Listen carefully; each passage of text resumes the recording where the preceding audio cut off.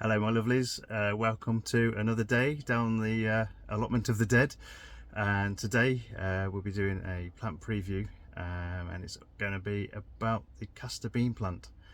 So one of my poisonous plants that I've got just outside the alley house.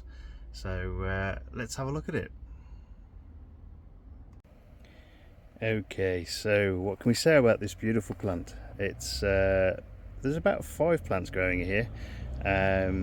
So it's the castor bean plant, or the castor oil plant, and it's called Ricinis communis. So that is the Latin name for this plant.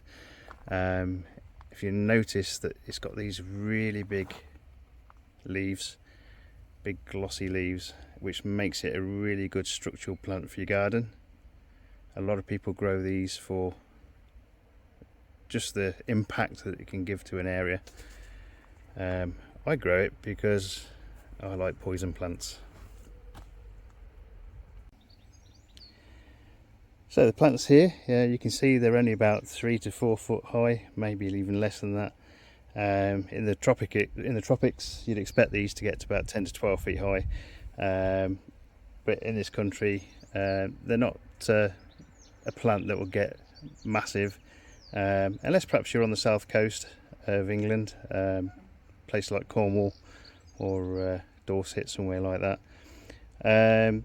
Most of these plants will be annuals. They'll usually die out after the first frost comes in, and that's pretty much how I grow them every year.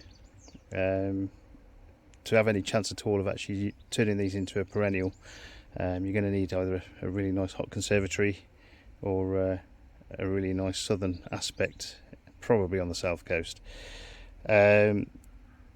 These look a little bit like Fatsia japonica, as we've already said in the previous video, but they're not related at all. So this one is basically the not even a big brother of the Fatsia japonica. Fatsia japonica, in fact, is called the false castor bean plant. So if you have a look into here, there's actually 2 varieties of this plant. So this one at the back here is a red variety, and you can see the red in the leaves as well, and that's a Impala. And then we've got this nice Zanzibarensis green one, which again the leaves are completely green. The plant itself is named after the shape of its seeds. So Ricinus in Latin means tick. So these seeds, I'll show a picture on the screen in a second, are very much looking like a tick that you'd expect to be picking off your dog after it's gone through long grass. Again, not particularly nice looking creature, but the actual seeds on this plant are probably one of the most beautiful seeds I've seen in my life, really. And another name for this plant is the palm of Christ, as it's said or thought to heal wounds, basically because of the castor oil that you can potentially get from this plant as well.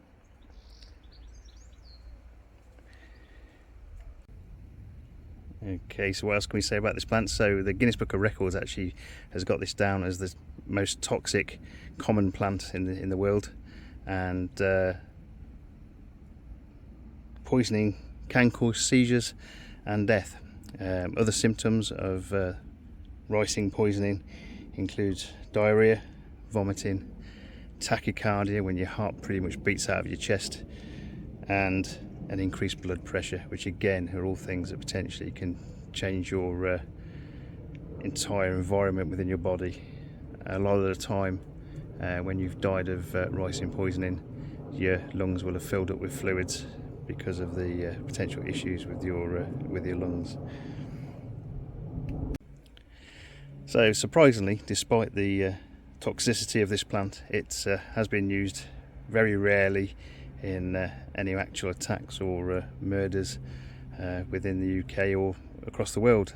One good example though is a guy called Georgy Markov, who was stabbed in the leg with an umbrella, and inside that umbrella was a little tiny pellet containing ricin, and poor old Georgie died about 3 days later, again probably in excruciating pain. So even though we've We know now that all of this entire plant is poisonous. Every part of it's toxic, and it's got this horrible ricin in it. The good thing about this plant is it's not very easy to get that ricin out of this plant to a situation or a state that you can actually use it to poison people. It's quite a complex process that is pretty much akin to taking the cyanide out of almonds. Again, a really difficult, complex process. So I'll leave a link to the process in my description. Nope, just kidding, I can't do that. It'd probably get me a ban from YouTube. I probably also have the police and MI5 on my doorstep. So yeah, it's not something we are supposed to even joke about, but there you go, I've done that now.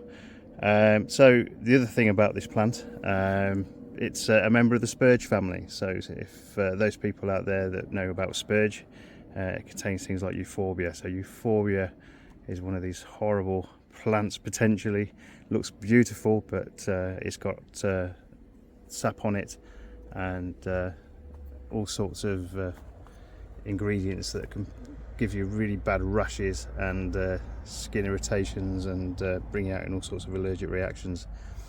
The pollen on this plant is also the same. It will also kind of get into your lungs, and it's also a very good thing at getting your allergens racing.